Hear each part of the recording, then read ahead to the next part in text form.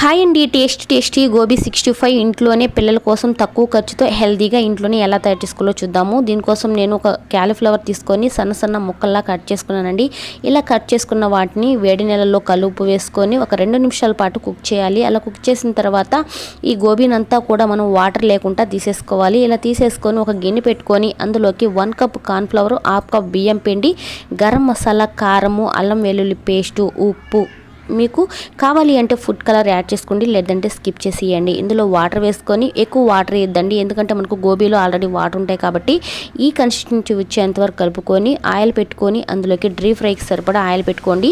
ఈ ఆయిల్ కూడా మనం మళ్ళీ యూజ్ చేసుకోవచ్చండి, ఎట్లాంటి ప్రాబ్లం ఉండదు. పిల్లలకు కూడా చాలా హెల్దీ అండి. మనం ఇంట్లోనే చేసి పెడితే మనం 40 రూపీస్ కొంటాము, బయట పిల్లలు మాత్రమే తింటారండి. ఇలా చేస్తే ఇంట్లో వాళ్ళందరూ కూడా తింటారు.